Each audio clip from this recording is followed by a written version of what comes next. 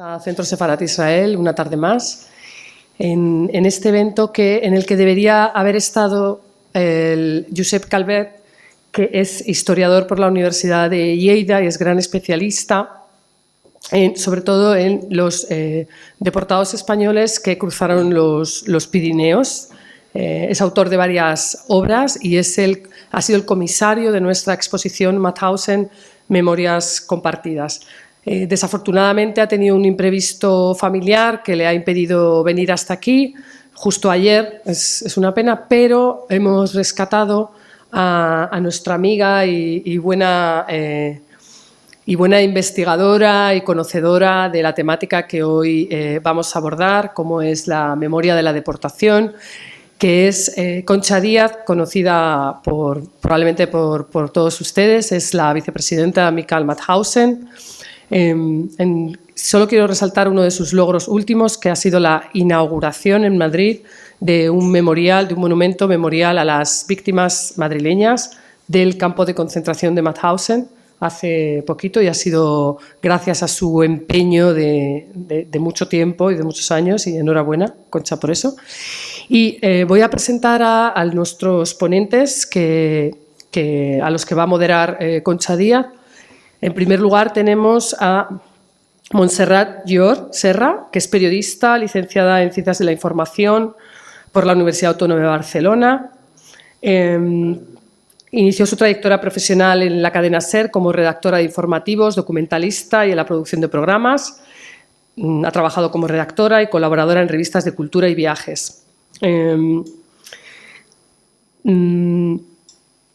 También ha entrevistado a supervivientes, ha escrito 2 libros que se llaman Atrapados y Vivos en el Averno Nazi.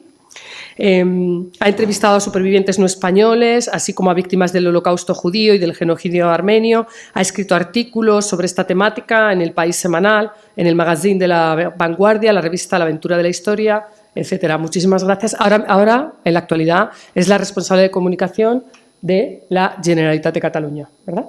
Sí. Muy bien. Y nuestro segundo ponente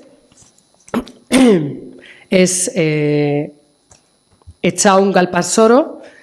Es licenciado en Historia por la Universidad del País Vasco, máster en Gestión Cultural por la Universidad de Barcelona. Colaboró en la información del informe base de violaciones de derechos humanos en Euskadi durante la Guerra Civil y el franquismo. Autor del informe La deportación de los vascos a los campos del Tercer Reich, que fue publicado en el Instituto de la Memoria, la Convivencia y los Derechos Humanos del País Vasco.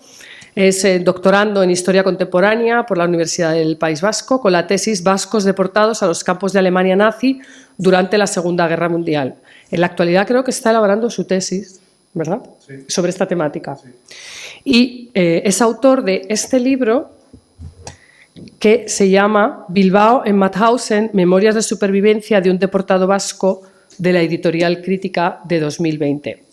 Sin más, le voy a ceder la palabra a Concha Díaz, que va a moderar este acto. Muchas gracias.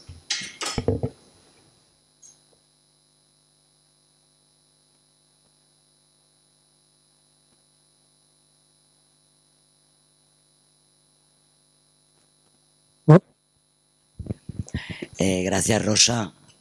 Gracias, Rosa. Bueno, esto ha sido una especie de atraco a tal, pero bueno, conozco a los dos que están conmigo aquí en la mesa desde hace muchos años. Somos compañeros de militancia, yo creo, ¿no? en la deportación. Yo quería empezar un poco por el origen, ¿no? ¿Por qué habéis investigado o escrito sobre la deportación? ¿Cuáles fueron realmente vuestros motivos? Y si fue una inquietud histórica o el hecho de tener a un familiar deportado lo que os llevó desde el inicio a hacer vuestras investigaciones. Bueno, muchas gracias, Concha. por la presentación. Lástima que no esté Josep Calvet, a quien agradecemos también que nos haya invitado a esta mesa. Y, por supuesto, al Centro Sefarat Israel. Rosa, muchas gracias. Y también un agradecimiento a Echaun, porque fue quien hace unos cuantos años nos presentaste a Marcelino Bilbao, a tu tío. Precisamente que fue uno de los primeros entrevistados y el inicio de muchos entrevistados posteriores, ¿no? Pues nada, respondiéndote a ti, Concha, la causa del interés por hacer estas investigaciones fue eminentemente, absolutamente familiar. Y la prueba está aquí, porque está aquí Pablo Villarrubia, que es Pablo Villarrubia Hernández, que es el hijo, es un niño de la guerra, que estuvo en Francia, y su padre fue deportado y falleció en el campo de Gusen, anexo de Mauthausen. Entonces, un buen día, en 2007 creo que fue, hablando con mi marido, que es periodista también, Pablo Villarrubia, que está aquí, comentamos yo mis historias de la guerra civil con mis abuelos, el fusilamiento, etcétera, y él me comentó la deportación de su abuelo a un campo nazi y del abuelo del que no tenía ninguna información. Fuimos a mi suegro y de una caja extrajo un par de fotografías. Entonces allí vimos que el abuelo desconocido era un sargento de carabineros y empezamos la búsqueda. Entonces, buscando la búsqueda, el hilo argumental fue buscar testimonios supervivientes de los campos nazis, especialmente de Mauthausen y Gusen, que fue donde él falleció. Hicimos fotocopia de la foto del abuelo y también otra fotografía del mismo con otros compañeros que suponemos, con el torso al aire, que estaban trabajando en una compañía de trabajadores extranjeros, pero todo era muy incierto. A partir de aquí empieza la búsqueda y, por supuesto, lo primero que hicimos, contactar con la Amical de Mauthausen. Esto ya pasamos al 2009, que hicimos el viaje que siempre hacéis con estudiantes y creo que es muy necesario, en el cual estaban 3 deportados. Y creo que es de los últimos viajes en los que había deportados. José Alcubierre, Esteban Pérez y Juan Camacho, que vino de Uruguay en silla de ruedas. Es decir, cruzó el Atlántico precisamente con esa necesidad imperiosa de visitar un campo de concentración, con lo cual quiere decir lo importante que es para ellos. Y a partir de aquí fue visitar campos de concentración y, por supuesto, encontramos a 5 supervivientes de Gusen, que después lo contaremos, ¿no? Si hay contar todo lo que conseguimos, saber más de ese abuelo casi desconocido, buscando también siempre trabajo de campo, fuentes orales, entrevistas, contrastar las informaciones y archivos documentales, que también hablaremos de eso. Y le paso ahora... Bueno, buenas tardes. Gracias a Sefarat por la invitación y bueno, una pena que Josep no haya podido estar con nosotros, pero bueno, seguro que bueno, ya tenemos buena compañía. Bueno, ¿cómo empecé en este tema? Bueno, es obvio, sencillo. Por mi tío, que bueno, solía venir a mi casa. A ver, nosotros teníamos mis padres tenían una floristería en San Sebastián y yo ya desde que tengo uso de razón había unos tíos que vivían en Francia y cuando teníamos en la tienda los días potentes, 3-4 días al año que eran potentes, como puede ser el Día de la Madre, que había mucho trabajo en la tienda, aparecían estos tíos por casa. Y bueno, para mí era una diversión, bueno, revolucionaban un poco la casa, o sea, y claro, mi tía había trabajado en Francia en una floristería, por eso solían venir. Y una vez que terminaba el día señalado, el que fuera, se quedaban pues una semana más o 10 días más, 2 semanas más, pues bueno, un poco pues para visitar a la familia y tal. Y bueno, pues solían venir 3-4 veces al año a casa y el tío solía contar bueno, sus vivencias en casa. De tal manera que estaba todo el día contando, se pasaba el día contando sus vivencias en Mauthausen y claro, yo sí que percibía que los adultos, cuando él hablaba, todos callaban. Le escuchaban en silencio, como si lo que dijera era como si fuera lo más importante del mundo. Eso sí que lo percibía, pero vamos, tampoco sabía mucho de qué estaba hablando y tal. Luego ya, cuando en la adolescencia, sí que ya le presté más atención, y ya en la universidad, cuando empecé a hacer la carrera de Historia, hice un pequeño trabajo sobre él y ya me puse un poco ya en serio a escucharle. Y en aquel momento no me daba cuenta, ahora lo veo muy claro, y es que el hombre sufría un trauma descomunal. Sentía una ansia por hablar insaciable, y era demasiado. Hablaba, o sea, todo el rato era de Mauthausen, y el trauma era tan mayúsculo que necesitaba desahogarse. Entonces, ya al final, después de la carrera, ya me puse a escribir y a grabarle en cintas de cassette. Yo pensaba que estos temas los había tratado con periodistas y tal, y como que yo no era nadie para meterme en estos asuntos tan serios y tan importantes. Y bueno, empecé a grabarle con un poco de pudor. Bueno, yo al fin y al cabo era un veinteañero, era un chaval, un don nadie, ¿no? Pero bueno, empecé a grabarle y él se desahogaba. Y bueno, poco a poco fuimos cada vez cogiendo más confianza. Al principio él miraba la grabadora con un poco de desconfianza, o bueno, midiendo un poco sus palabras, la exactitud de lo que iba a decir, pero luego ya al final se fue olvidando un poco de la grabadora y ya fueron conversaciones ya normales. Y bueno, pues menos mal que lo grabé, porque luego me he dado cuenta de que eso de que lo que yo percibía o lo que yo pensaba de que los periodistas ya le habían entrevistado, que se habían ocupado de recoger su testimonio y tal, no ha sido así. Y bueno, pues aquellas cintas de cassette de la adolescencia, pues ahora me han servido, han sido fundamentales para mi trabajo. Sí, bueno, hay una cosa... Hay una cosa que es muy importante, ¿no? Son los testimonios orales, ¿no? Que vosotros habéis trabajado. Pero también es importante cotejarlo eso pues realmente con el contexto histórico, ¿no? Es decir, que yo ahora quiero preguntaros un poco qué dificultades habéis encontrado para cotejar ese testimonio o la búsqueda de archivos o documentación para de alguna forma cotejar, ¿no?, el testimonio oral, ¿no? Yo creo que la historia, esto es una interpretación mía, yo no soy historiadora, ¿no?, pero la historia, aparte de basarse en los documentos oficiales pueden ser muy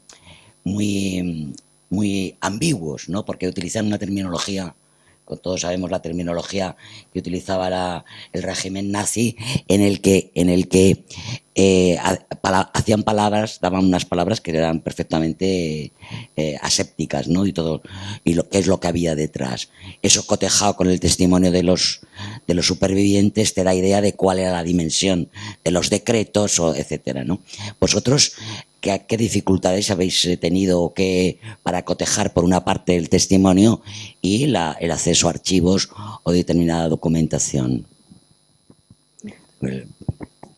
Bueno, realmente lo que tú dices, no solo recoger un testimonio oral, sino después repetirlo varias veces, contrastarlo con otros testimonios y después el contexto histórico y el contexto, bueno, situarlo archivísticamente, que sea todo verídico. En el caso de los testimonios orales, fue como el boca a oreja, es decir, fue precioso porque uno me daba la pista del siguiente. Marcelino Marcelino Bilbao me dio la pista de Paulino Espallargas, el boxeador imbatido del campo de concentración. Y antes yo llegué a Marcelino también gracias al Chusta, que era el zapatero del campo. Es decir, cuando empiezas a entrevistarlos ves que todo está interrelacionado.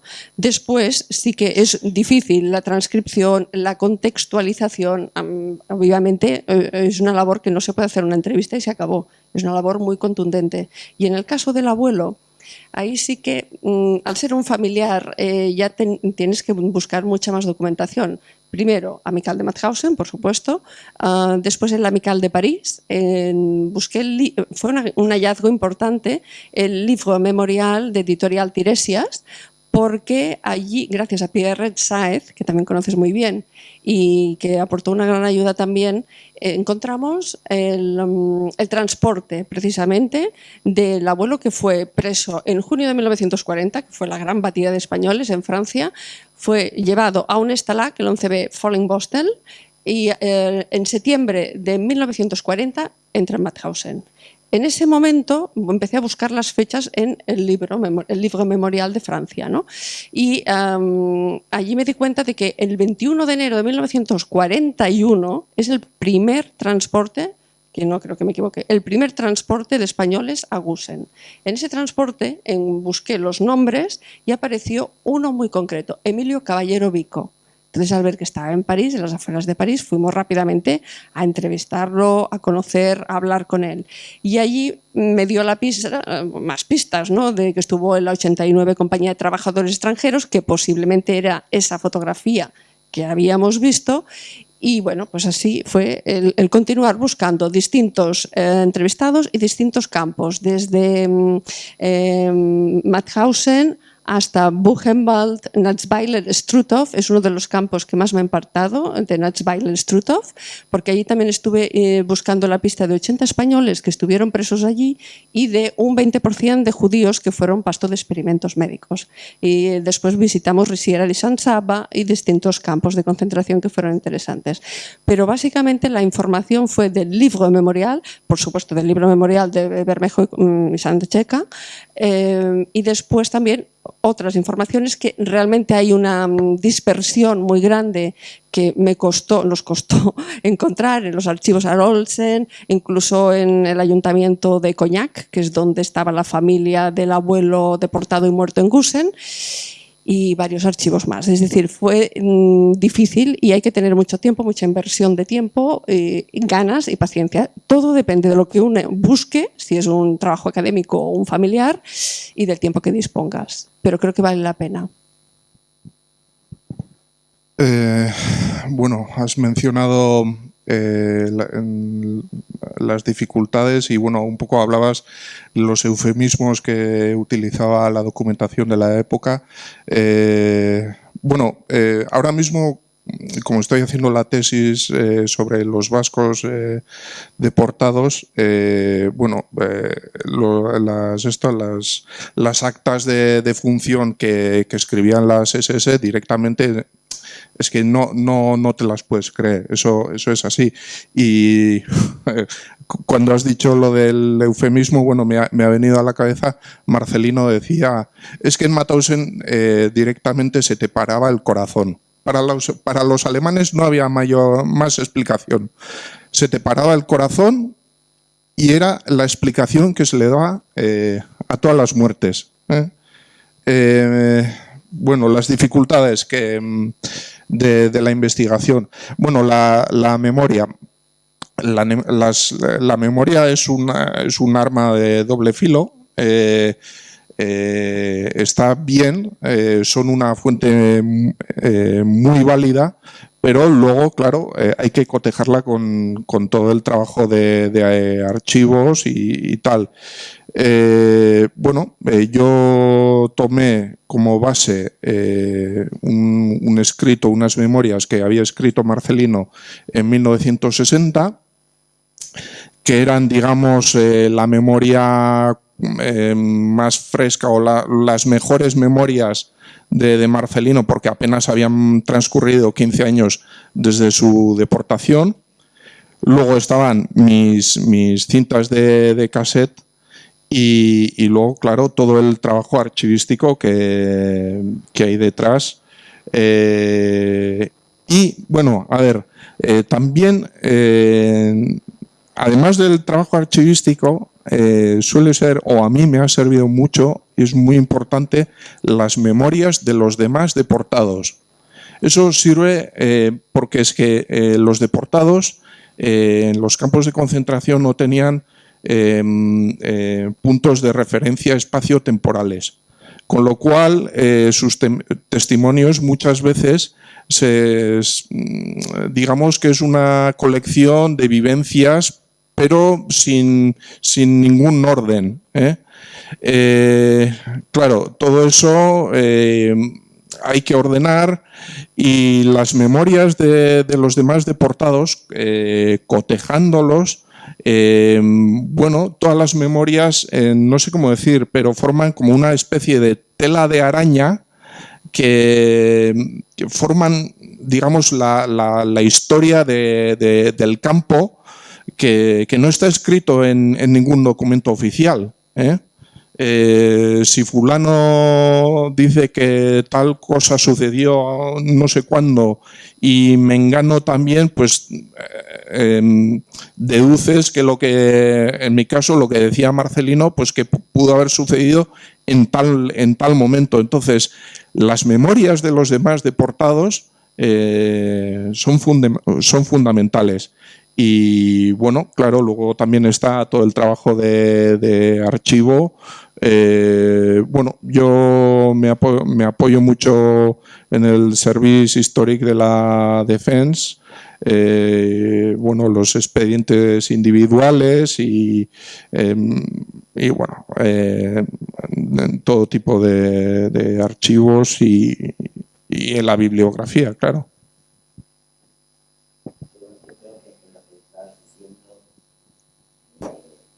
Todas las memorias de los diferentes...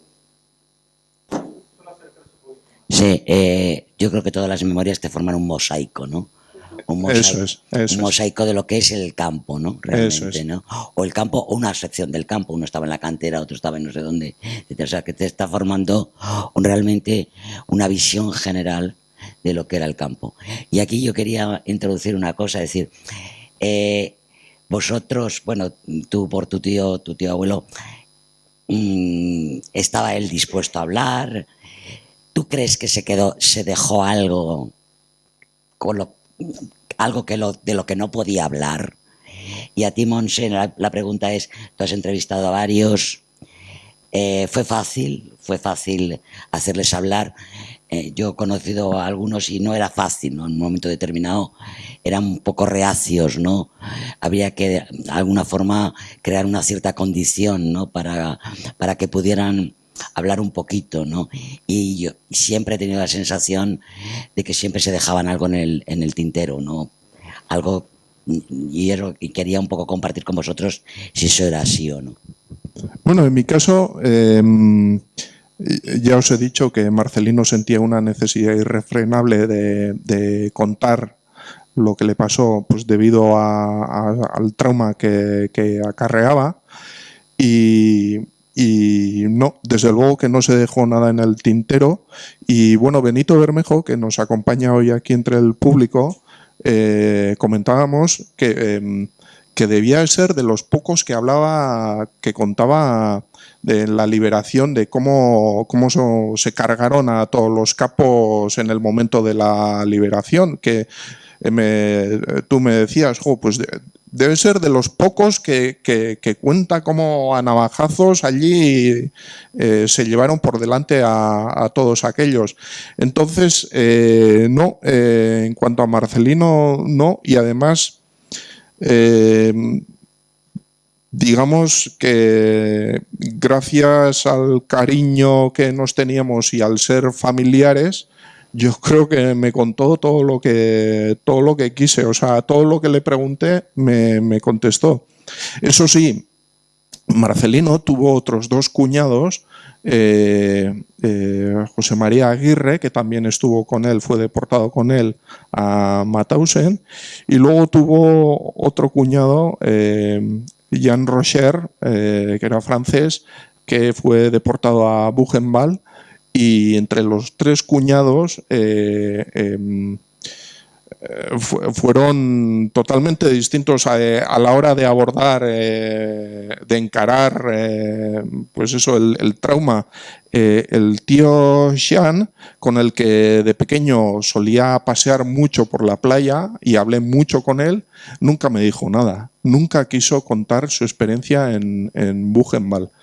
En cambio, José Mari tampoco quiso contar nunca sus vivencias, hasta que yo creo que en el 50 aniversario de la liberación de los campos se dio cuenta de que a lo mejor su testimonio pues servía para algo y empezó de repente a contar y tal. Entonces, bueno, se quedó... No lo contó en sus primeros años, digamos, de la liberación, pero al final de su vida sí. Y Marcelino, justo lo contrario de que el tío Jean, era un deseo irrefrenable de hablar. Entonces, bueno, pues tenemos todo el abanico en tres cuñados. Pues yo voy en la misma línea. Todos tenían un deseo irrefrenable de hablar. Es decir, me encontré en un par de ocasiones dos personas, dos deportados, quizá a través filtrados por la familia, porque estaban en una situación de salud complicada, pero te diré que de los 25 o 23 entrevistados del Vivos en el Averno Nazi y los otros tantos del Atrapados Guerra Civil y Represión, bueno, yo estoy satisfecha porque todo el mundo abrió las puertas de su casa, todo el mundo se volcó. Y, por supuesto, también me he nutrido mucho, como dice Echaun, de memorias, autobiografías, unas publicadas, otras no, que son inéditas, algunos documentos que ni ellos sabían que tenían en carpetas. Eso es un tesoro. Entonces, bueno, en este sentido, dificultades son las dificultades de la memoria. Esa es la principal, la memoria de los deportados. En algún caso, como Manuel Alfonso Orteiz, tuve la gran fortuna de que tiene una biografía publicada por Memoria Viva, y además, ante las dificultades de recordar, abrimos el baúl de los recuerdos, como él decía, y sacó un montón de dibujos que él había hecho, entre los cuales había dibujos de la cantera, dibujos de portados. Él hizo muchos dibujos que han sido históricos. Y la imagen gráfica despertó la memoria. Pero vamos, si tú me preguntabas que si había dificultades, a las hay, pero en el sentido de llegar viajes a Francia, a Austria, a Italia, con Boris Pahor, que también lo fuimos a visitar, porque había estado en Altweiler Struthof, etc. Pero básicamente yo creo que tengo una satisfacción muy grande de haberlos conocido todos, incluso Marcelino Bilbao, que también es un hombre muy valiente y lo contó, creo que sin filtros. Yo ahora, aprovechando esto, Montse, tú has entrevistado también a mujeres, ¿no? Mujeres, hubo alrededor de unas, creemos que hay alrededor de unas 150, ¿no? Mujeres que participaron en la resistencia francesa, que luego fueron deportados a Ravensbrück, ¿no? Españolas me refiero. Tú también ¿hay alguna diferencia entre mujeres y hombres? ¿Hay una diferencia de contar o de la facilidad de contar o no contar, etcétera, ¿no?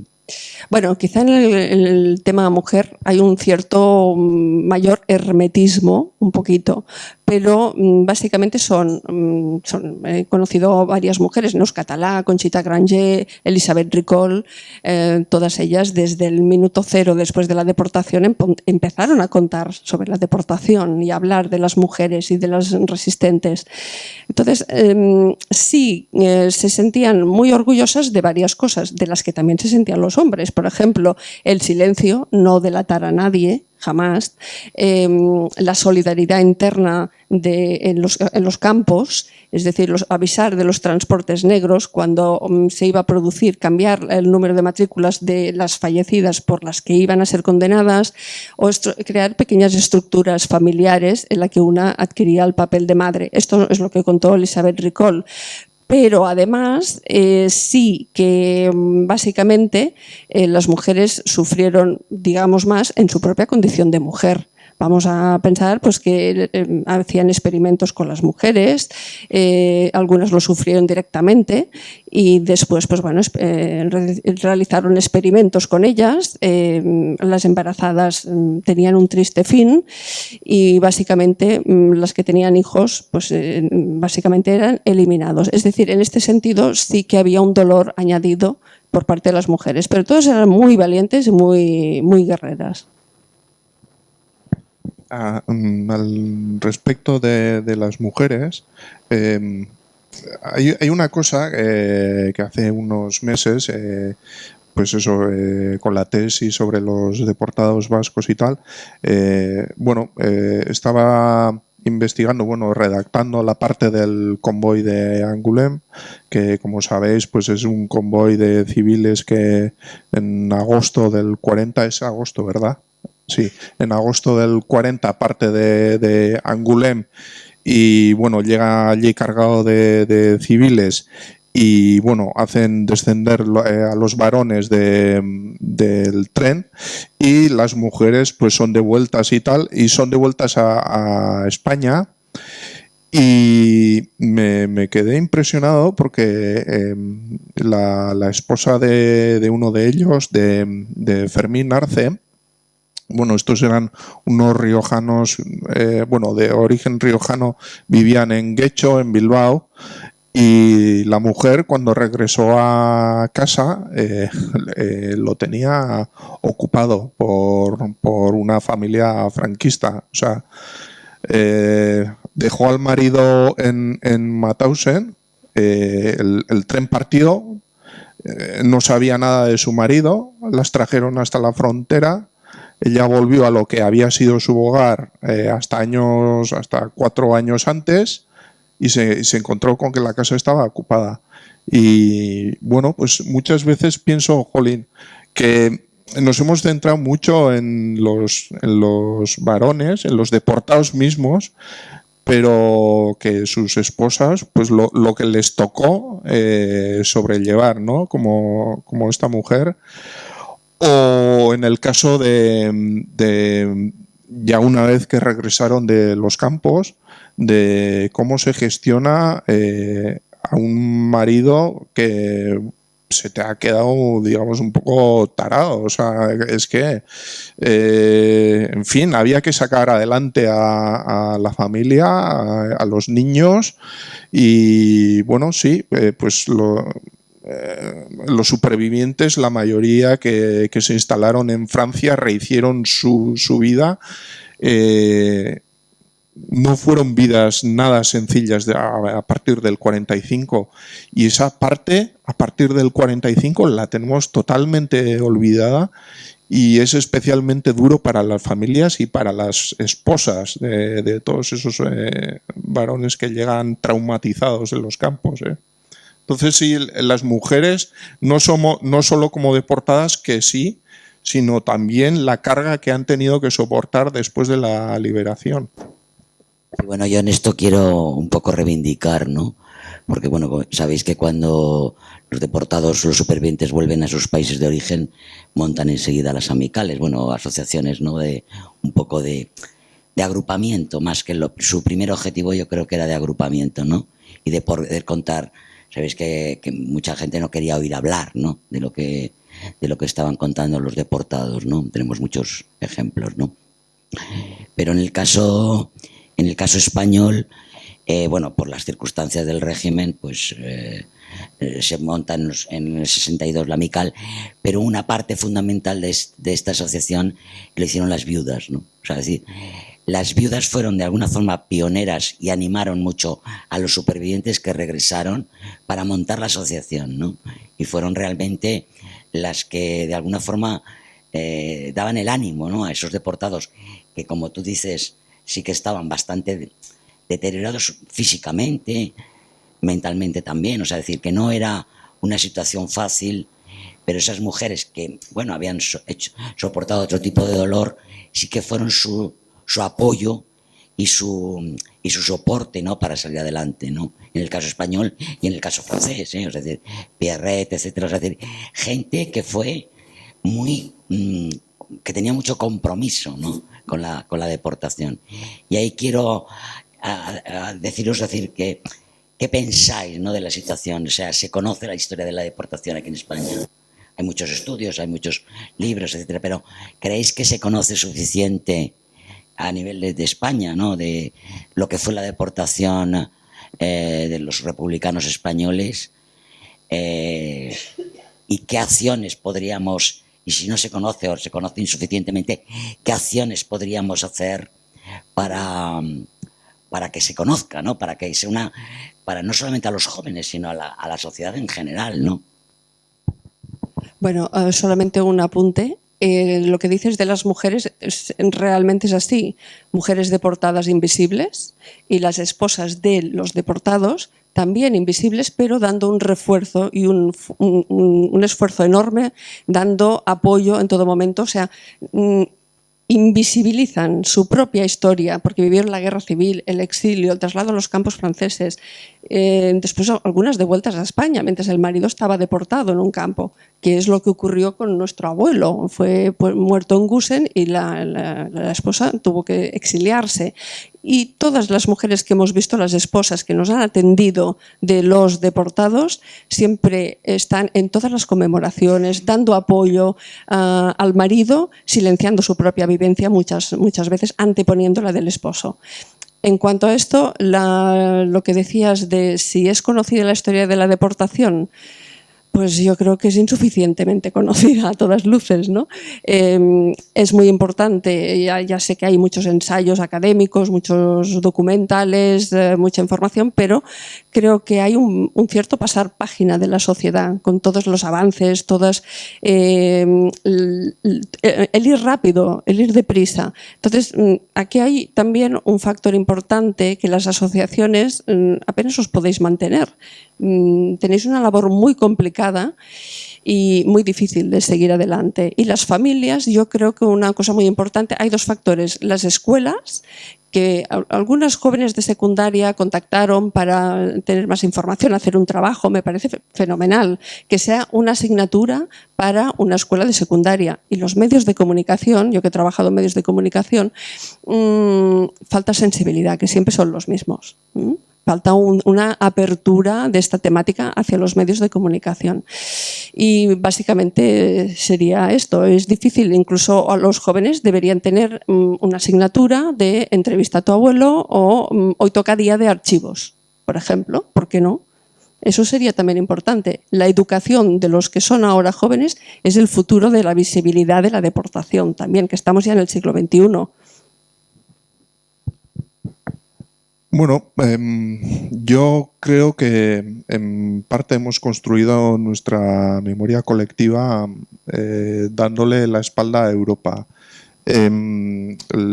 Digamos que en parte yo creo que caló el discurso de Franco de que como aquí durante la Segunda Guerra Mundial no se combatió en suelo español, pues como que ha calado cierta idea de que el Holocausto y los campos nazis son, digamos, la historia de Alemania o, si se quiere, la historia europea, pero no tanto de la española, ¿no? Y bueno, esto falta este engarce, digamos, en la memoria colectiva y ver que España también fue, bueno, parte del conflicto. Es una pena porque es que ahora no, bueno, por el formato no puede ser, pero en mis charlas suelo emplear una diapositiva del periodo de entreguerras de cómo, digamos, la reacción articulada en torno al fascismo en el periodo de entreguerras, quiero decir, entre la Primera Guerra Mundial y la Segunda Guerra Mundial, cómo fue desmembrando las democracias de media Europa.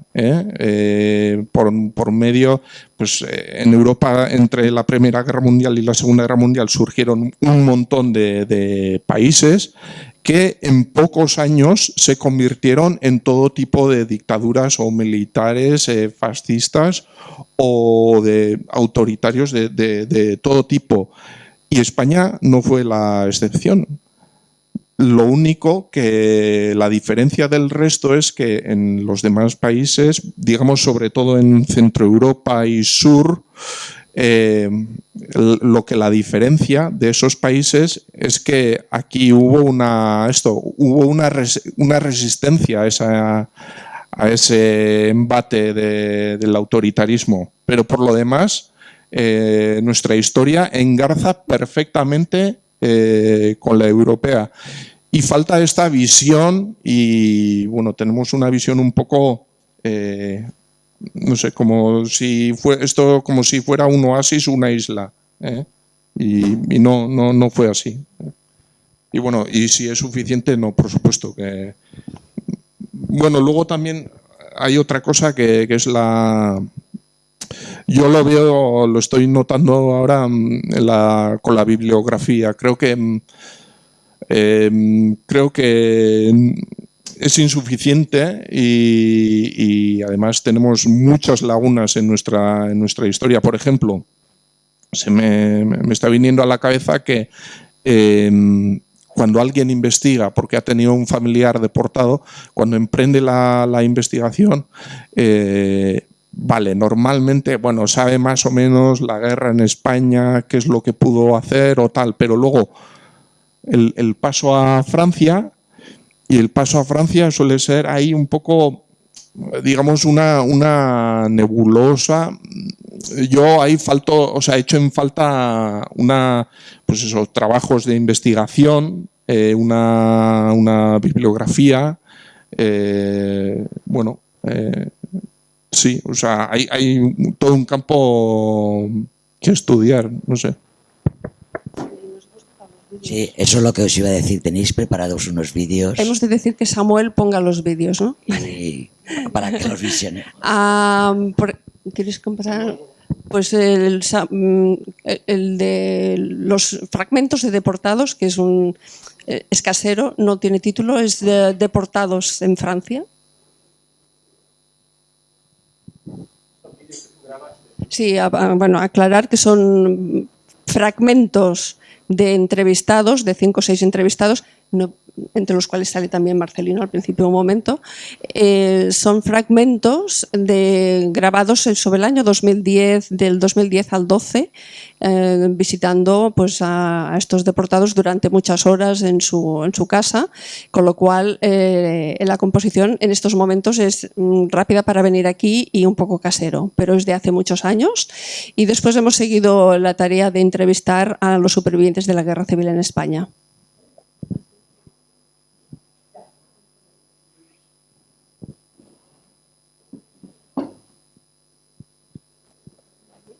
Aquí fue terrible. Yo ya allí estaba ya, porque un día llevan castigado lo menos unos 30 tíos lo menos para... Había llegado, tengo aquí la foto de por aquí, había llegado el que plantó la terror en toda Alemania, un doctor. Y había llegado allí y coge la maleta y se sienta en una barraca. Y cae con las vacunas, las inyecciones. Las inyecciones. Ahí llegabas tú. Pero el caso es que nosotros estábamos viendo y había quien se reía. Sí, no nos importaba mismo en morir. Yo, como no tenía familia ni tenía nada, yo dije, yo estaba el 8 ya para pasar. Y miraba así, y el tío sentado allí. Pum, vale, digámoslo, pum. Y había dos, antes de que al suelo ya le habían cogido y arrastras, los pasaban por una puerta y luego otro. Y resulta que estando allí el 8 ya yo, para pasar. Había también, estaban las mujeres que estaban con nosotros, pero el jefe era un hombre. Y te diré una cosa, que las mujeres pegaban mucho más que los hombres que estaban allí. Eran peores las mujeres, las guardianas, mujeres eran peores que los hombres. Cuando estuve en el campo central, vimos las mujeres, nos contaron, hemos visto las mujeres que habían estado operadas y todo eso. Eso lo hemos visto. Como te diría, para poder asentarse, se tenía que asentar así, tener las piernas abiertas para que la otra se pueda sentar, y así. Y así. Porque era bien, no sé, debíamos estar unos 100 en una Vagón. dans un vagón. Escucha, yo Usted era una luchadora. nunca he tenido miedo. Nunca. Porque como yo siempre había combatido, estaba en España, tenía la lucha en Francia, había luchado en España y todo eso, ¿comprendes? Alors yo no tenía miedo. No eran muchos españoles, estaban con el grupo que yo estaba, de españoles había unas 6 o 7, nada más. Alors y claro que estaba muy cerca de ellas, porque yo hablaba español. Mi hermano estaba a Gusen con mi padre. Y luego para estar Puchaca, Pagmaya hizo un llamamiento para todos los jóvenes españoles que vengan a Matause. Y entonces, mi hermano, cuando yo encontré que llegó a Matause, estaba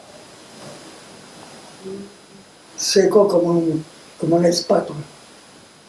Y yo le dije, ¿qué te ha pasado? Dice, he tenido el tifus. Digo, ¿no han hecho nada por el tifus en Agusen? Dice, no, dice, Agusen, dice, il y en a quelqu'un qui sont décédés. Et moi, je n'ai pas décédé parce que grâce à Valda. Valda, c'était un chef de baraque à la 18, quand on est rentré. Valda, on les connaissait bien, Valda, et c'était un homme bien, et tout ce qu'il pouvait faire pour les Espagnols, il le faisait. Quan vam arribar a Ravensbrück, ens van dir les que hi eren abans nosaltres, ens van dir veniu amb nosaltres, us ensenyarem els petits lapins, petits conills, les petits lapins, en francès, les petits lapins. Jo dic, què teniu, conills? Feu vindre conills i després ens els mengem? Tonta, més que tonta, no són, ja veuràs el que és els petits conills. I ens van portar amb una barraca i vam veure dones que havien sigut operades. I en vaig veure 3, que una vam guardar l'amistat després de la lliberació, amb una rossera. I les hi havien operat les cames, li havien sortit un os, la pell. N'hi havia un que tenia 3 o 4 anys que corria pel sendero de les barraques i una de les oficerines, de les que l'informe de César, el va cridar i com que el nen no escoltava li va tirar el gos el va agafar i ella amb la matraca, pam, pam, pam, fins que el va matar. Era un caos enorme en esta estación de Auschwitz. En el tren éramos 1000 personas, pero con los SS y los pijamas y no sé cuántas otras personas que había, era una cosa inmensa, muy importante, de concentración enorme, del mutismo que teníamos en el avión, en el vagón. Abriendo las puertas, los gritos enormes que oía yo por primera vez en mi vida, que no eran gritos, no eran palabras, eran de hurlement, de salvajes. Raus, schnell, alles raus, raus, todos gritar así, de una manera completamente no humana, no normal. Yo oía esto por primera vez en mi vida. Yo pasé por Dora 2 veces. La primera vez después del viaje horrible de 8 días en el tren, trenes abiertos. Después de haber salido de Auschwitz para andar a Günzerod, y cuando nos subieron en el tren, donde estuvimos una semana entera en este tren. Hasta me hicieron lavar muertos con una escoba de barrendero y un tubo de agua. ¿Sabes? Te hace una impresión cuando el bordillo de la acera, porque hace un bordillo de esto, hay lo que está alquitranado, y luego hay un bordillo que separa la barraca, la acera, como una acera.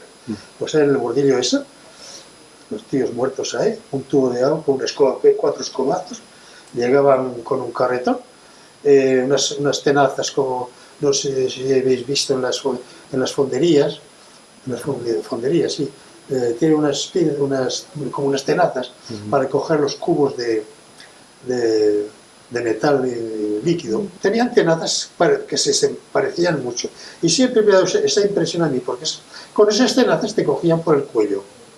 Antes de cogerte por el cuello, con el pie, ponía el pie aquí, te hacían abrir la boca muerto, claro.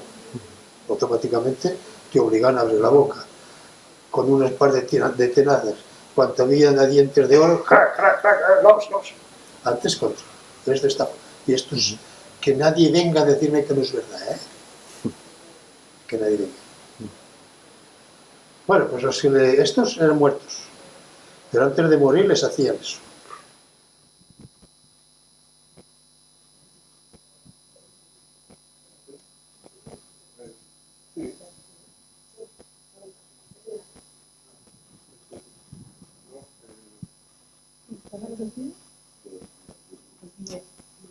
Sí, ¿cómo se llama? Samuel. Bueno, pon la 23, creo que es, sí. Vamos a ver, el vídeo que vamos a ver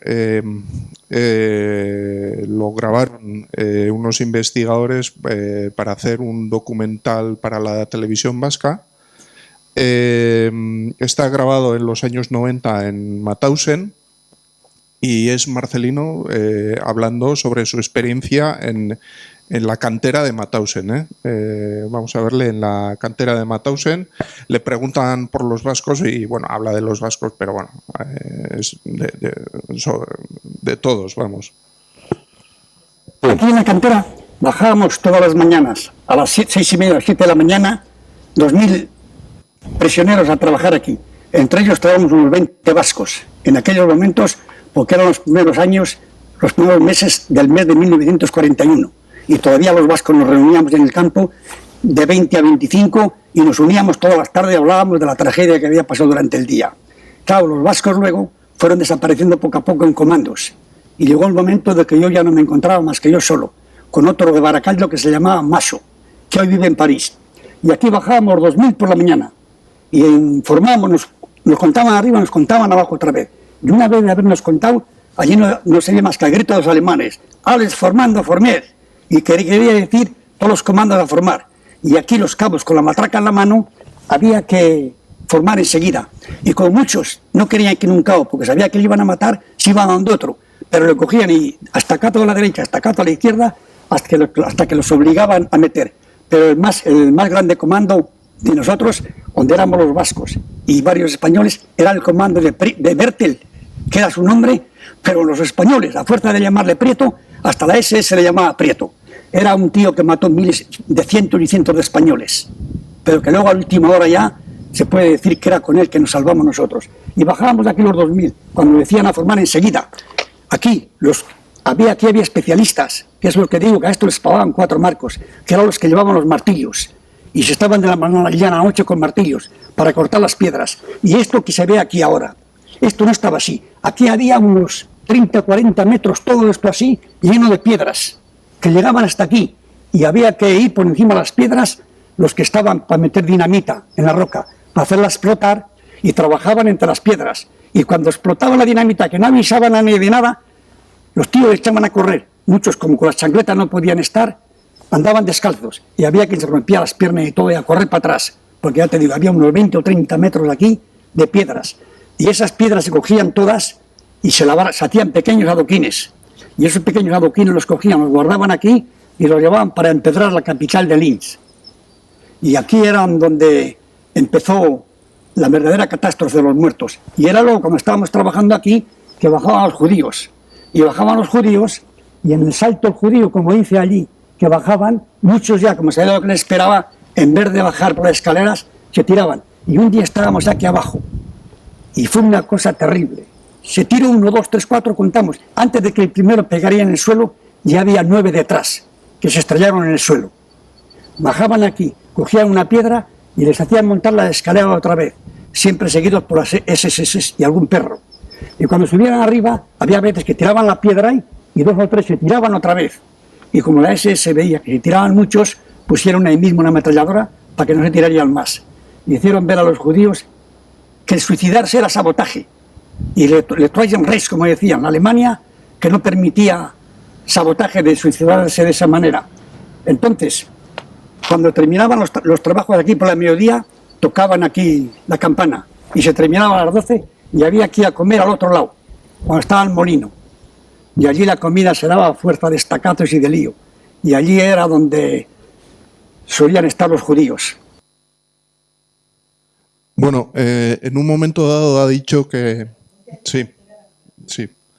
En un momento dado ha dicho que les pagaban 4 marcos, pero claro, evidentemente las empresas pagaban 4 marcos a la SS, pero evidentemente ellos no veían ningún dinero. Hay otros 2 vídeos, las ponemos, sí. Samuel, pon la 24, en el que van a hablar Marcelino Bilbao, Mariano Constante y Manuel García Barrado en una barraca de Mauthausen. Casualmente en esa misma barraca estuvo al principio Marcelino y bueno, cuentan la experiencia de el sufrimiento que les provocaba la lluvia y el frío. La lluvia, el tener que estar mojados durante meses y con el frío que hacía. Samuel, ¿puedes poner la 24?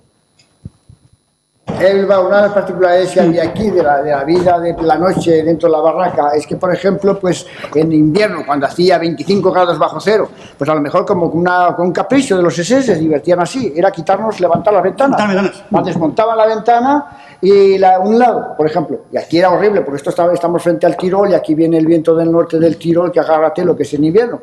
Pero es que cuando alguien protestaba o nos quejábamos o se chillaba algo, entonces venían y quitaban la otra ventana del otro lado, es decir, que desmontaba todo. Y aquí estábamos pues como si estuvieras exactamente en medio de la calle.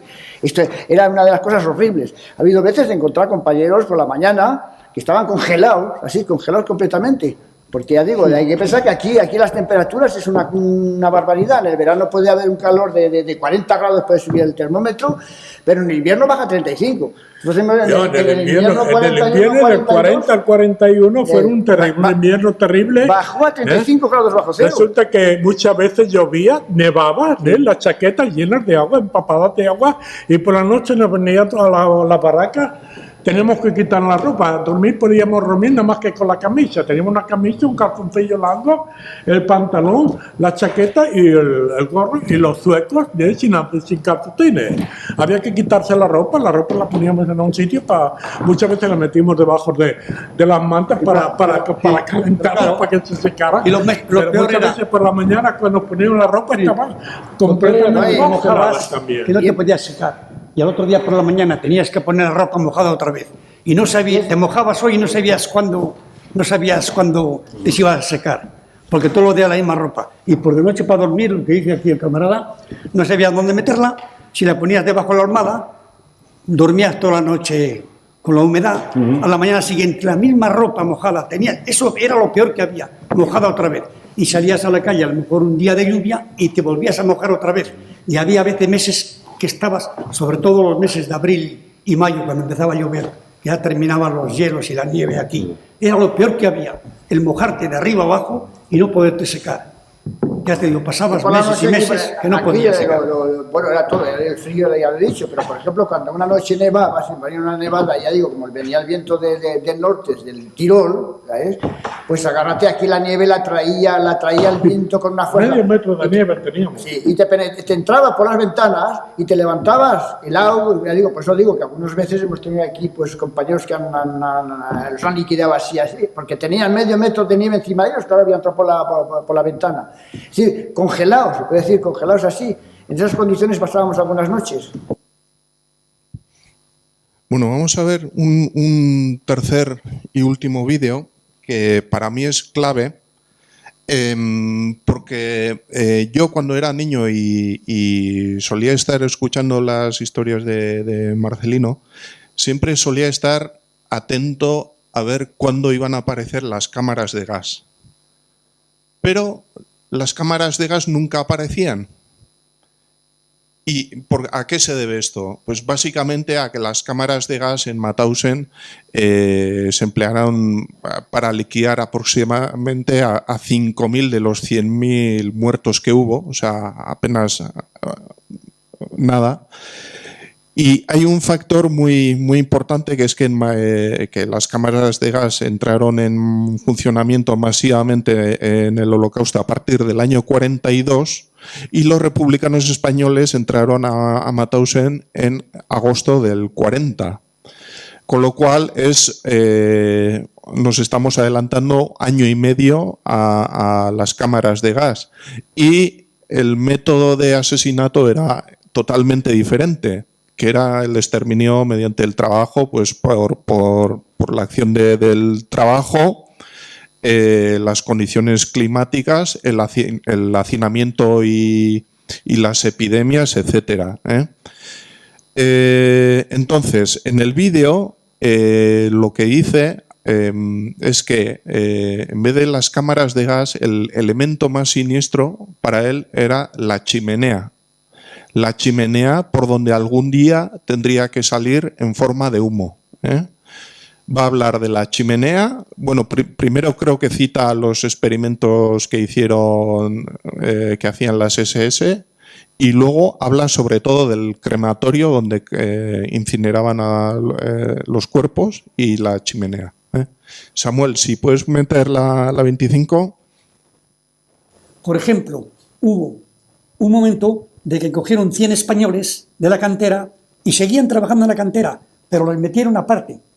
No podían arrimarse a nosotros. Y esos 100 les daban una gambela de cebada por la mañana, una gambela de cebada a la mediodía y otra a la noche. Pero esto no tenían derecho a comer el pan y el pequeño salchichón que te daban. Para ver cómo podían alimentar a los 3 millones de presos que había en Alemania. Si con esto se podía hacer. ¿Y qué pasó? Que 15 días después estos venían a engordar, pero perdían las fuerzas y se dieron cuenta de que con aquella no podía ser.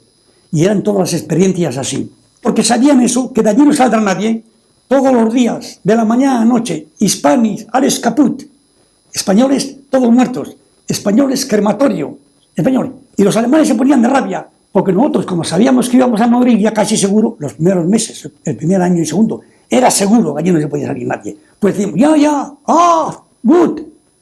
Y como hacía mucho frío, me decía, crematorio. Pues, hacíamos así, caliente. Y los alemanes, están locos. Les digo que les van a matar crematorio y están contentos. No, crematorio. El crematorio tiraba 1 metro o 2 de llama por arriba todos los días. Y cuando estábamos formando, los españoles formábamos formábamos así, mirando así, por 10, de pequeño a grande. Y estábamos así. Y detrás nuestro estaba la cocina, el crematorio, la cámara de gas y la cárcel. Porque dentro del campo había una cárcel. Y en aquella cárcel allí se han cometido los crímenes más horribles que puede conocer la historia con los hombres. En aquella cárcel. Y allí estábamos nosotros. Y mirábamos para atrás y veíamos muchas veces al oficial que había allí, en la ventana siempre. Y hacía, Spanish, good, crematorio. Siempre se me dio, ya. Y cuando formamos ahí, como que tenías que quitar el gorro, pues resulta que con el viento, la nieve y todo, y 2 metros la chimenea que salía la llama, la piel de los que quemaban salía y pedazos así de piel, y te se ponía en la cabeza y te quemaba. Y no podía hacer así porque había que estar formados con el gorro quitado y había que ponerse así. Y allí no podías moverte para nada.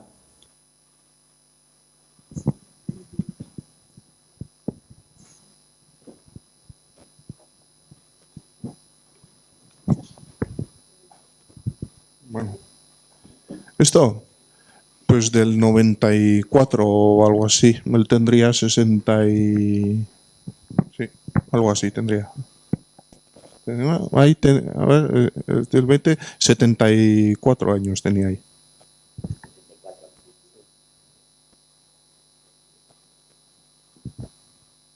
Bueno, yo no tengo ninguna pregunta más, o sea, un poco, si queréis añadir alguna cosa más, o si el público quiere hacer alguna pregunta, o... Bueno, yo solo quiero añadir una cosilla. El objetivo que nos marcamos al principio para... No era intención hacer ningún libro, la intención era conocer la historia del abuelo olvidado, desconocido, y conocer un poco cómo pudo vivir en un campo de concentración, que era en el 2008-2009, era la primera vez que escuchaba. Había leído el libro Deportación, que todos conocemos, que es tapa dura, que salió publicado en los años 68-69 en España, y había algunas referencias en las estanterías. Sí. Bueno, también Montserrat Roig, claro, los catalanes a los campos nazis y muchos más referencias. Pero aparte de estas referencias, la primera vez fue cuando hablamos del abuelo. Entonces, al entrevistar a estas personas, que yo creo que todas hacen un panorama global de lo que fue distintos campos de concentración. La señora de Ravensbrück cuenta los experimentos, lo que vio. El Leonarditi, que es sefardita, quien me pasó el contacto fue Lluís Bassat, el empresario que también tuvo familia exterminada en la isla griega de Corfú. También le fui a ver y también me hizo una composición. Es decir, cada campo de concentración y cada testimonio vive y sobrevive de una forma diferente, porque eran fuertes, porque eran jóvenes, por sus habilidades, por lo que hacían para sobrevivir, por tener un capo un poco más condescendiente, lo que fuera. Pero mi objetivo era tener una visión global de lo que fue aquel tiempo, aquellos 5 años de deportación, incluso más, y a través de los 5 entrevistados de Gusen, entre los cuales estaba Jesús Tello, que es el último, que me pareció un testimonio brutal, con una memoria al milímetro exacta, contando las barbaridades del Barracón 32 y otras situaciones, que trabajó en cocinas. Y nos hicimos una excelente composición de lo que pudo vivir ese señor. Lo único que no teníamos más datos, es uno de los 3.900 españoles que murió en Gusen, y creemos que no fue llevado al castillo de Hartheim, porque miramos los listados, no fue, y por lo tanto imaginamos que murió de lo que la mayoría, de frío, hambre y trabajo al límite. Con lo cual yo considero que tengo un objetivo muy bien cumplido y unos 60 entrevistados que han explicado mucho y me han ofrecido mucho. Bueno, estaba divagando de diversas cosas mientras estabas hablando y tal, pero sí me gustaría decir que, bueno, estas cosas la gente las percibe. Quien no tiene un familiar deportado, digamos, la mayoría de la gente las percibe como cosas de hace 75 años que ya pasaron. Pero los traumas se heredan.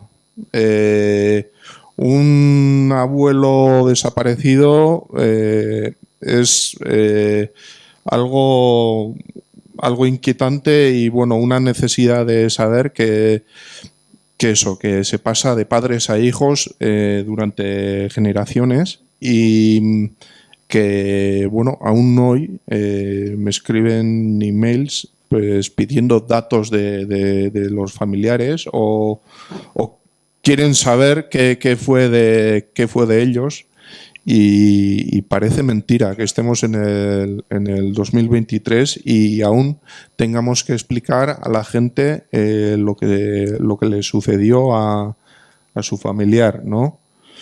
Y bueno, pues eso, que hay que, no sé si impulsar algo, quiero decir,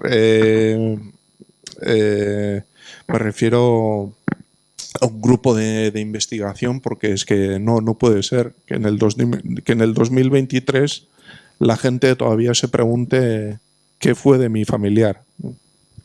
Bueno, yo a eso quiero decirte que extrapolando lo que es una memoria familiar, creo que es muy importante que a nivel colectivo, a nivel social, conozcamos lo que pasó con nuestros ciudadanos.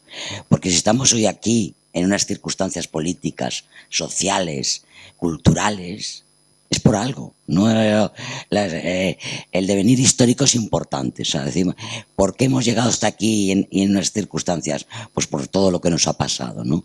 Conocer la historia más cercana es lo que es más importante. Y sacar conclusiones a nivel social, ¿no? Y a nivel colectivo de la memoria de estas personas, que bueno, que fueron alrededor de unos 10.000, ¿no?, deportados, que su condición principalmente fue que eran antifascistas, es decir, que primero lucharon aquí se pusieron a favor de la República contra el golpe de Estado del 36, que luego esa derrota de la República les llevó al exilio, que fueron 500.000 de personas que se fueron al exilio, ¿no? Es decir, y que luego parte de esos, cuando se ven que Europa está tal, pues se alistan en las compañías de trabajadores extranjeros o se apuntan en la resistencia francesa, ¿no? Es decir, que siguen luchando contra el nazismo y que eso les va a proporcionar, bueno, les va a costar, pues que les cojan prisioneros, que muchos sufran cárcel, sufran tortura, que van a morir muchos de ellos, ¿no?, en los campos y fusilados por la resistencia, y que eso deberíamos socialmente conocerlo, porque de alguna forma somos deudores suyos, ¿de acuerdo? Es decir, que eso, más allá de la memoria familiar, hay una memoria colectiva que es lo que deberíamos de alguna forma reclamar la sociedad o intentar avivarla, ¿no? Que por cierto ha pasado en otros países de Europa, con un pasado muy parecido al nuestro, porque Francia no es que tenga un pasado muy diferente al nuestro, o Italia, o otros países, ¿no? Es decir, y eso es lo que deberíamos exigir. Por nosotros, por las condiciones de que la dictadura duró 40 años, pues tenemos una especie de retraso, pero no deberíamos de olvidarnos de eso, yo creo, ¿no? Es decir, que es muy importante, que a ellos les debemos pues todo lo que es hoy Europa. Porque ¿de dónde nace la Declaración Universal de los Derechos Humanos? Pues de los campos de concentración. O sea, que todo eso políticamente deberíamos de reconocer quiénes fueron los auténticos referentes europeos y por tanto españoles, y también españoles, claro. Bueno, ¿alguna pregunta del público? No, pero bueno, totalmente de acuerdo. Sí, toma.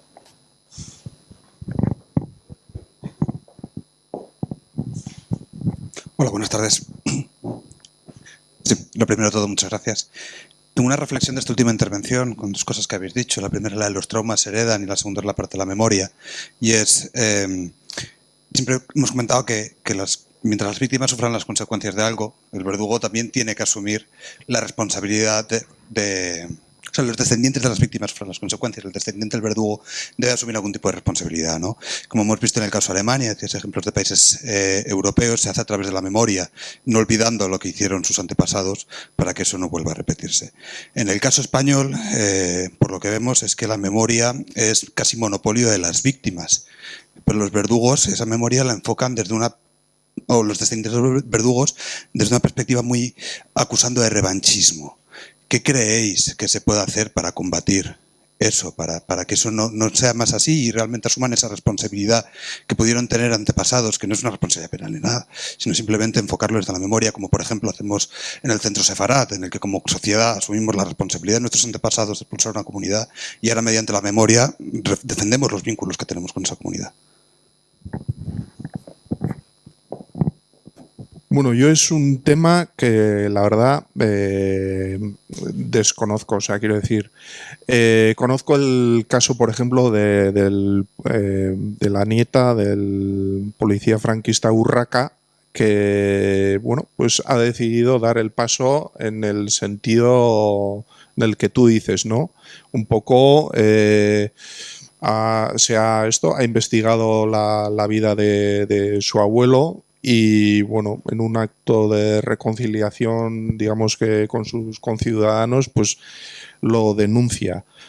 Hombre, no sé hasta qué punto eso creo que es un acto, debe ser un acto voluntario y, bueno, desde luego yo creo que es muy generoso por su parte. Bueno, yo lo valoro muy positivamente, pero vamos, desconozco estas experiencias. Sé que, por ejemplo, también creo que en Chile también hay algo de eso, Chile-Argentina, pero vamos, no tengo una idea.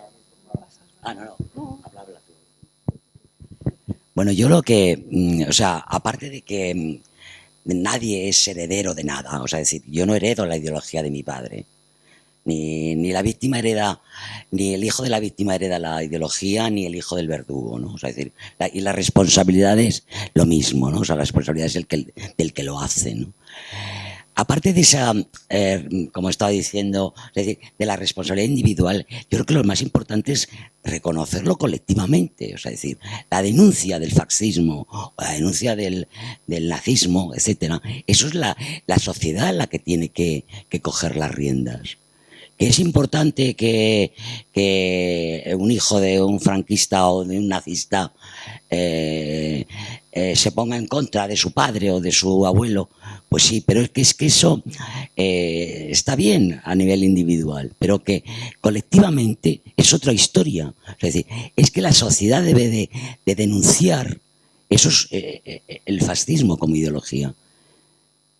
Y denunciar, y por supuesto que cuando se denuncia, o sea, daros cuenta de que en Alemania hubo una petición de responsabilidades. Por supuesto que no fue del agrado de mucha gente, ¿no? O sea, la cuestión de responsabilidades es otro tema también muy complicado, ¿no? Pero que eso es muy importante a nivel social, que se denuncie y que de alguna forma se legisle para que eso no vuelva a pasar, ¿no? Que no haya ese tipo de desmanes, ¿no? y de masacres, ¿no? Entonces yo creo que es muy importante que colectivamente seamos conscientes que, porque no es que sean estos señores muy diferentes de lo que podríamos ser nosotros, ¿no? O sea, es decir, que en un momento determinado tú tomas una decisión y puedes estar al lado haciendo de verdugo, haciendo de víctima. Entonces esa enseñanza de que los verdugos son los culpables, evidentemente, pero que no sabes en qué lado vas a caer, ¿eh?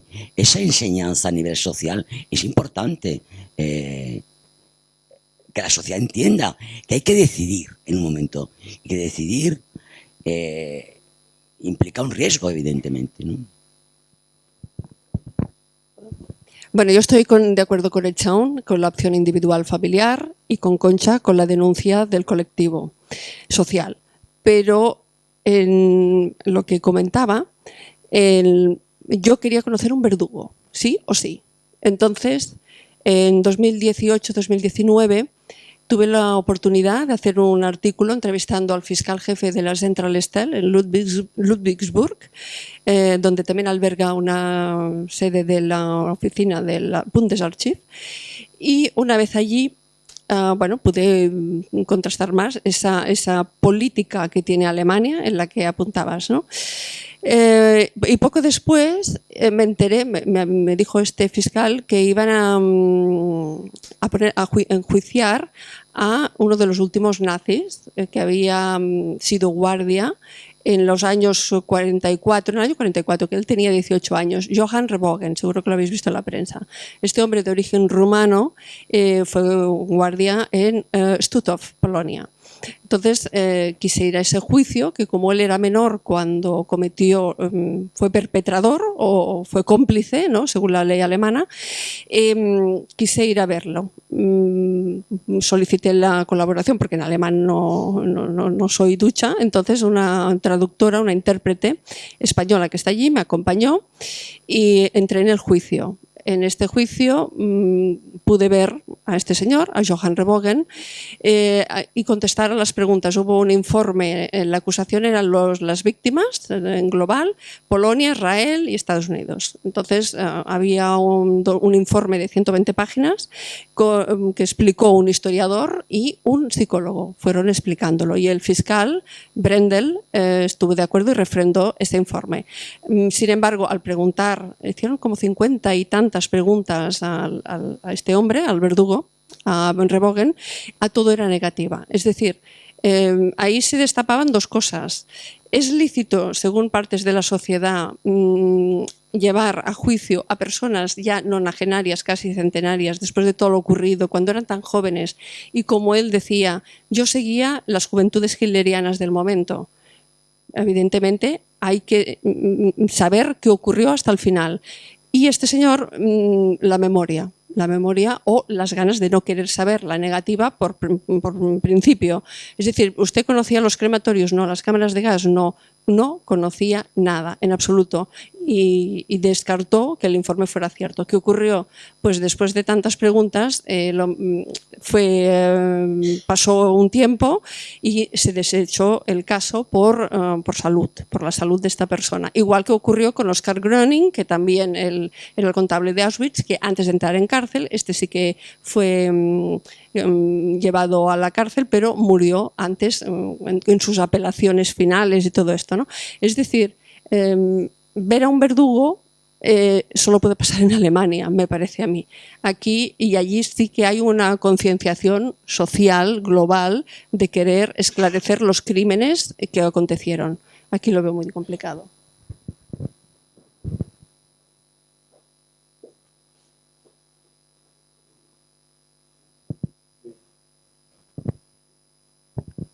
Hola, ¿sí? Bueno, buenas tardes. Hola, Chaún. Y precisión, porque no sé si has hablado de las cámaras de gas y te has referido a los años. Yo quería decir que sí, que desde el año 41, segunda mitad del 41, está documentado perfectamente. Y bueno, sabemos, por ejemplo, que 451 españoles son gaseados en Hatheim en la segunda mitad del 41 y primera mitad del 42. Sabemos los nombres, las fechas, y yo siempre me acuerdo, porque además conozco a la familia, tengo la foto del chico este, el más joven de estos españoles, se llamaba Juan Carmona Rivera y es asesinado en Hatheim, gaseado, a finales del 41. Es significativo también porque su padre, los dos son del convoy de Angulema, y su padre muere en Gusen con unos 10 días de diferencia con respecto a su hijo. El padre muere pues en las circunstancias habituales en Gusen, por inanición, ¿no? Y bueno, pues es uno de los 451 españoles que son... O sea, que es bastante antes, esto precede meses al funcionamiento de las cámaras de gas en el este, y no es tampoco una casualidad, porque siempre tenemos que preguntarnos por qué se molestaban, por ejemplo, como el padre de Juan Carmona, Francisco Carmona Casillas, si estaban muriendo igual, digamos, ya agotados en Gusen, ¿por qué se molestan en llevarlos a 40 kilómetros para gasearlos? Seguramente tiene que ver con que se está perfeccionando, afinando el proceso que va a venir después en los campos del este, en Auschwitz y en los demás de gaseamiento, ¿no? Y bueno, ya digo, 451 españoles que están perfectamente documentados, un número parecido de polacos, un número parecido de prisioneros. Además es muy significativo, ha habido como un muestreo, ¿no? Han querido experimentar con el asesinato por este procedimiento que luego se va a poner ya en marcha a escala masiva, industrial, en los campos del este. Benito Bermejo, historiador y sí, me conoce referente ineludible en el tema de la deportación. Sí, Benito. Sí, tienes razón y voy a hablar de memoria, pero en la T4 también empezaron primero gaseando discapacitados, ¿no? Que no sé en qué momento empiezan, pero sí, a lo mejor no me he expresado muy bien, pero sí, a partir del año 42 es el gaseamiento masivo, y el holocausto, lo que se conoce, el genocidio del pueblo judío o de los judíos, sí, en los 6 centros del este. Pero sí, la técnica del gaseamiento ya venía desde antes de Harzem en caso de los españoles y del T4 y además en caso de los discapacitados. Los equipos, algunas de las personas que están a cargo de centros como el de Harzem, los encontramos unos meses más tarde a cargo de estas mismas instalaciones en Auschwitz y en otros centros.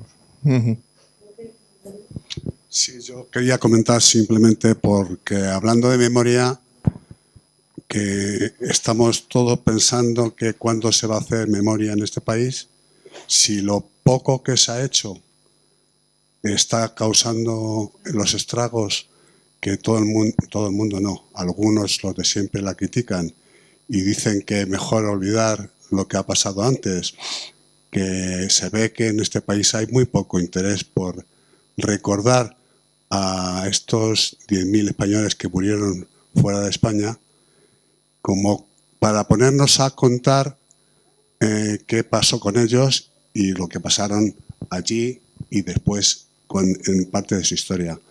Creo que mucho tiene que cambiar esto como para que, salvo los que estamos aquí y alguno más, que sí que nos preocupa, el resto de la sociedad de este país, yo creo que esto les preocupa poco y se oye lo de la batalla de los abuelos.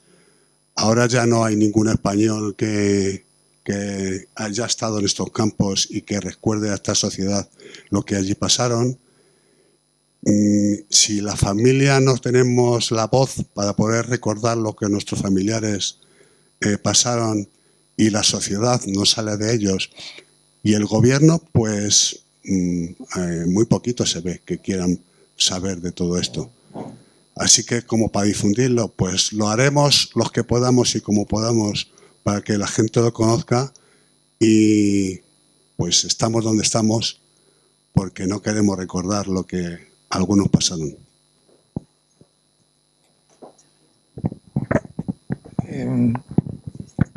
Está abierto, sí.